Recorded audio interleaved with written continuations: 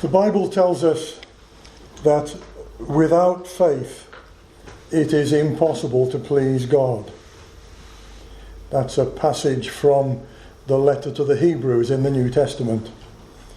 And thoughtful readers of that letter who want to please God, readers from the first century down to our own day, might read that passage and say to themselves, well, okay, so faith is important, so important that without it we cannot please God. We want to please God, so how do we go about it? We need to know more about faith. Well, the apostle who wrote that passage goes on in the same verse on the next one to say, for he who comes to God must believe that he is. So faith involves believing that God is, that God exists. That's the first step, but it's certainly not the only one. He goes on to say, and that he is a rewarder of those who diligently seek him. So faith means doing something about your belief in God, believing in God and diligently seeking God. Well, the original languages from which the Bible was translated have faith and belief as the same word or as very closely related words. And believe, the verb form, is also from the same root word. So whereas in English faith is necessarily only a noun, we have believe and belief in English, a verb and a noun which are closely related to one another. And that's exactly the case in the language from which the Bible was translated. Faith and belief are essentially the same thing, and believe is the related thing. If you remember all your way back to junior school, or maybe it was earlier than that, when you started learning about the English language, you will have learned about different kinds of words, and two of the most important, of course, are nouns and verbs. I remember being told that nouns are naming words and verbs are doing words.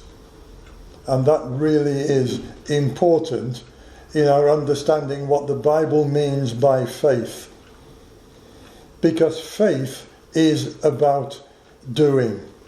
It's a noun, even an abstract noun, but it relates to our belief in God and doing something about it.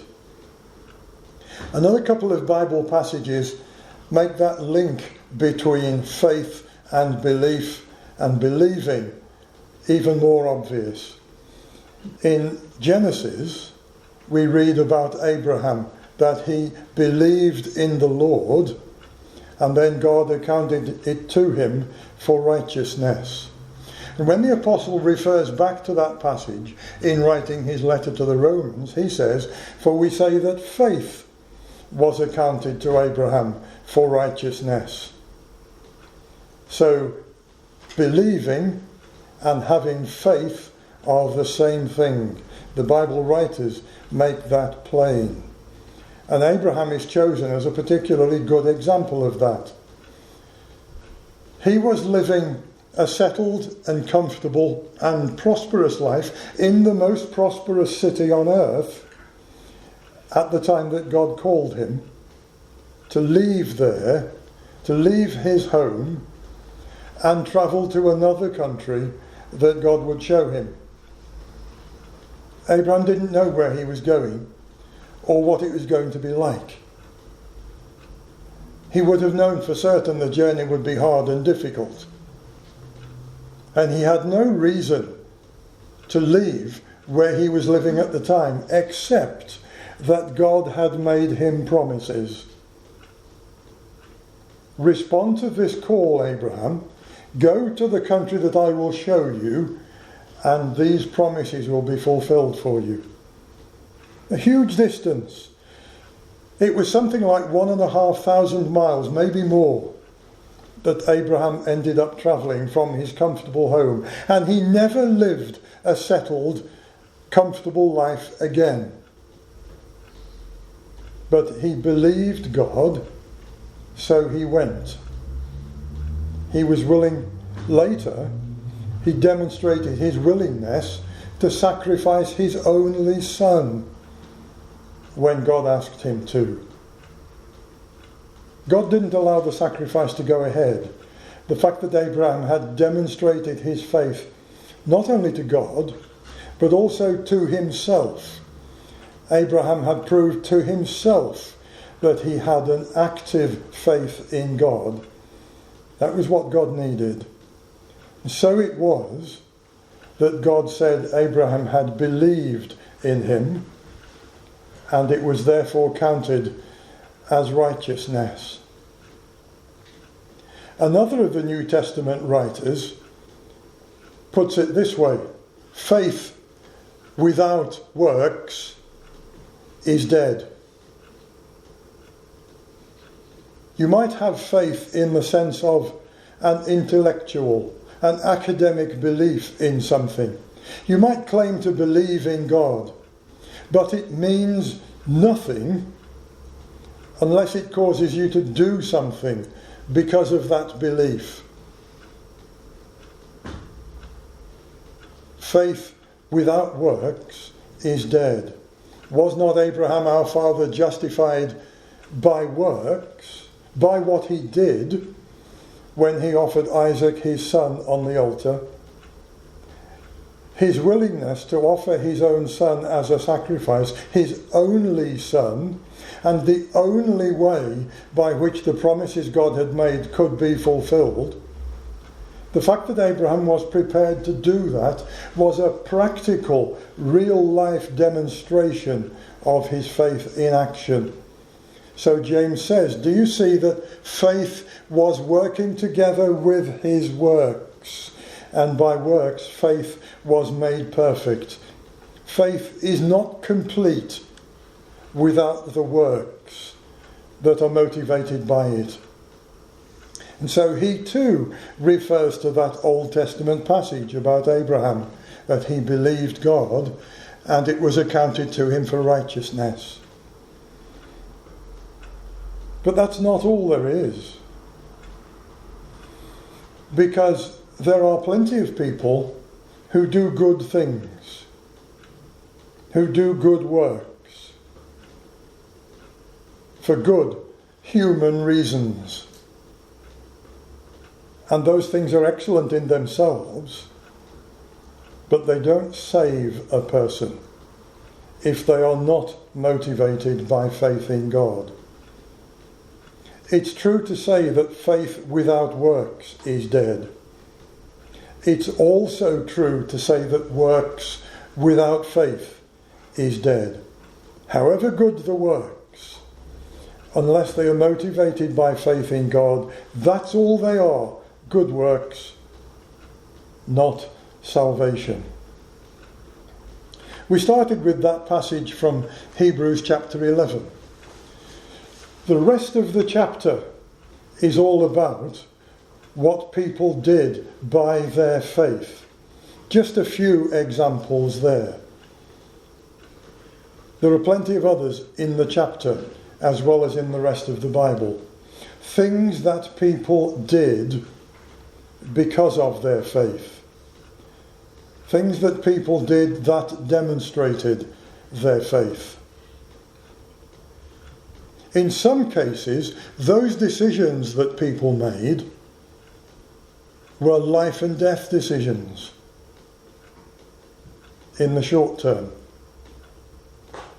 In every case, those decisions that people made in faith were life and death decisions in the long term. Some cases affected them there and then. All cases affect them eternally when God judges that their faith is saving faith. the most famous passage in the Bible. I should say the most well-known passage. The words of the Lord Jesus himself, that God so loved the world that he gave his only begotten Son, that whoever believes in him, we might say whoever has faith in him, it's the same thing, should not perish, should not die forever, but have everlasting life. Faith in the Lord Jesus Christ is what makes the difference between everlasting death and everlasting life. And the apostle who wrote to the Romans put it this way: "For I am not ashamed of the gospel of Christ, for it is the power of God to salvation for everyone who believes. For in it the righteousness of God is revealed from faith to faith, as it is written."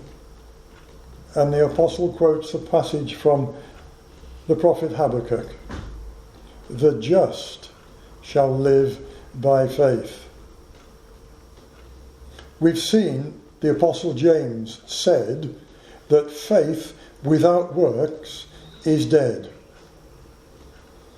That quotation from Habakkuk says the other thing, that works without faith is dead. The just shall live by faith. A just person is one who does all the right things, is one who behaves properly. But that just person doesn't live because of doing the right things. That just person, God says, lives because of his faith. So Bible faith is indivisible from the things we do that arise out of that faith, the things that are motivated by our faith in God.